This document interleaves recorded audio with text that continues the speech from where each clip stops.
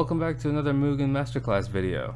Today we are working on the letter M, that is MakeDust, ModifyExplod, and MoveHitReset. I went ahead and took some liberties due to this code being deprecated. MakeDust, it literally makes a dust effect at the wherever you want it to be. The code doesn't exist on the right side of Firetracker anymore, so I had to type it in myself. But basically, not time, I'll have a dust appear on the left and the right of me, the spacing of 1. This is deprecated because you can do the same thing with explods. And the dust effect is from the fight effects animation, so no major loss or anything. Explods are the way to go. You may find this in the common one, but maybe not. Next is ModifyExplod. Modifies the parameters of a existing exploit. Syntax is basically the same as an exploit, however this controller is subject to future change. Any code relying on this controller is not guaranteed to work in the future. Now, ModifyExplod is very funny. It doesn't always work. Here in my standing light punch, I have a exploit that's going to appear, and then in my strong standing punch, I have a ModifyExplod. Now, if I were to just use a fresh ModifyExplod code, you get everything just like an exploit. Like, it's all the same stuff. So in theory, you're able to modify an exploit to do any of these things. However, I find it very finicky, and it's not always guaranteed to work. Like, I tried repositioning it using this, and it didn't work.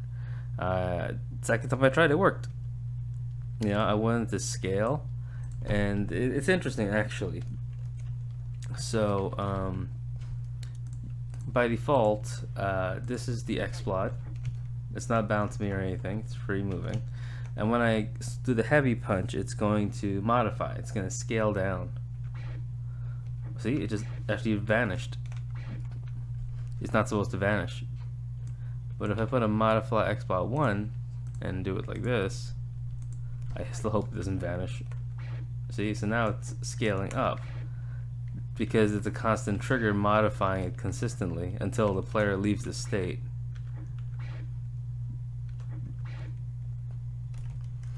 And it's just very inconsistent. Like, if I took out this and this, and I put like a pose 100 comma negative 100, it may work. It may not work at all. I have no idea. See? Now it's just not doing anything. I could try adding a post type P1. I don't know if that'll make it work. Okay, so the post type made it work. Honestly, it's very finicky, and it lets you modify an existing exploit. I would just use another exploit code, you know. I would just use another. It's just easier that way. I don't have to worry about pre-existing ones or IDs or anything. I could just make as many as I want to get the effect that I want. That's the way to go, I think. I have used it for like scaling things up and down, but that's pretty much all I've ever used it for. And lastly, for this video, MoveHitReset resets the move hit flag to 0. That is, after executing MoveHitReset, the triggers move contact, move guarded, and move hit will all return 0. There's no examples of it, so I'll show you the example here. To help with this example, I have a display the clipboard code here for the move hit, move contact, and move guarded, and pretty much all of them will show me a value based on whatever happens to them.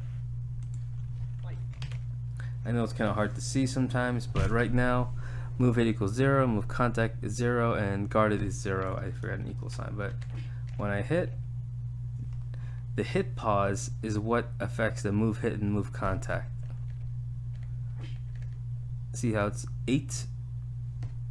And that's strictly because my pause time, my hit pause, is 8. If I did the heavy and say I put like 100, then my hit time is, my move hit time is going to be 100. Or not. Oh, let's see. That's 100, that's 100. So why did that choose that number? Maybe it's this number. Let's see. This is also the code I've never used. Yeah, no. He's in that hit stun for like 15 seconds. And now it's back to 0. What is my trigger?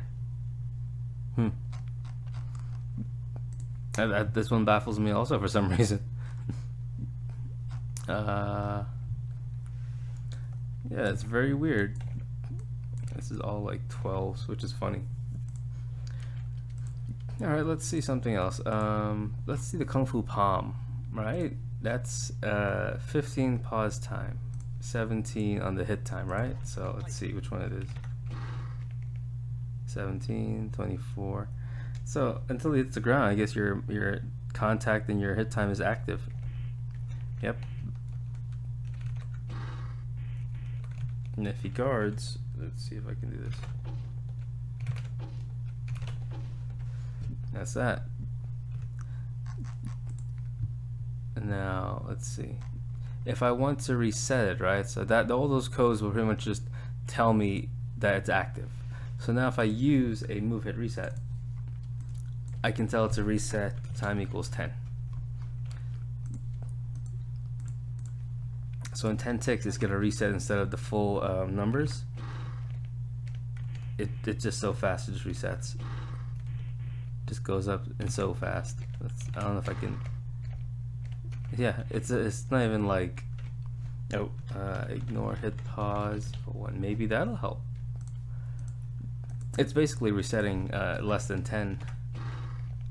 Yeah, it's resetting on like 2, I think. Maybe if I guard. Yeah, even for guard, it's the same thing. It's resetting much faster than I think it is. Usage for this, honestly, it's for comboing purposes, I think. Or triggers just to trigger when something should count as a hit and reset so you can do other things. I've never used this code. Like, I've never used Modify much, never used the MoveHitReset, and MakeDust you just don't use anymore. That's why this is a quick video, because these things are not really commonly used. So thanks for watching.